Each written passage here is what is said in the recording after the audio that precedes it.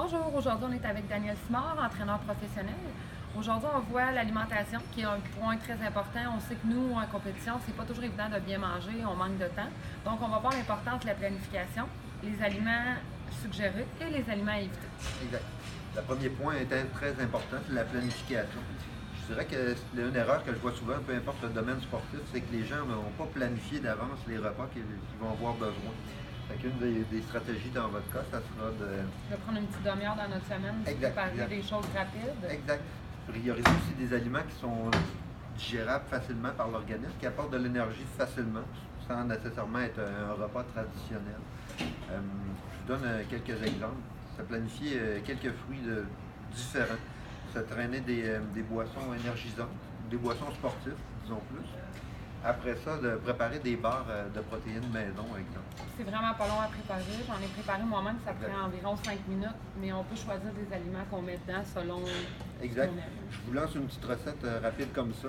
Une demi-tasse de griot, une demi-tasse de beurre d'arachide, un peu de protéines en poudre, des noix, des fruits séchés. On mélange ça, on fait une boîte, on divise ça en portions.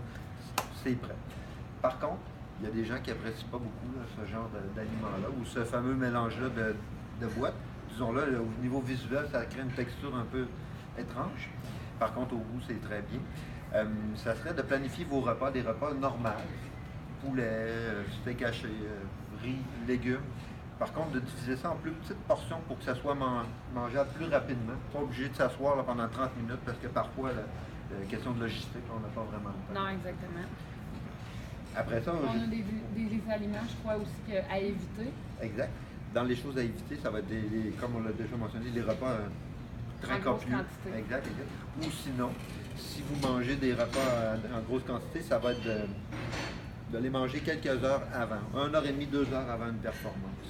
Qu'est-ce qui arrive si quelqu'un mange un trop gros repas avant une performance? Ouais, ça, c'est un point très, très important. Ce qui arrive, c'est que lorsque je mange un repas très gros, mon corps accentue la circulation sanguine vers la digestion.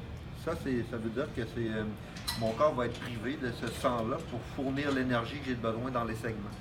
À l'inverse aussi, si je mange un repas copieux avant une performance, ma digestion arrête. Ça veut dire que les nutriments que je viens de manger ne seront pas assimilés dans l'organisme. Je n'aurai pas l'énergie des choses. On est moins réactif. Là, exact. Ce qu'on veut pas avant une compétition. Exact. Ce qu'on veut avant une compétition ou une performance, c'est d'avoir de l'énergie pour être capable de durer. Puis ça passe par la planification.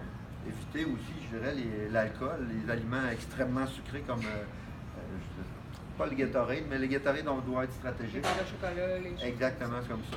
Ça apporte beaucoup d'énergie, mais ça, on appelle ça des calories vides. Ça veut dire qu'on va comparer ça à une canisse de gaz, une palette de chocolat.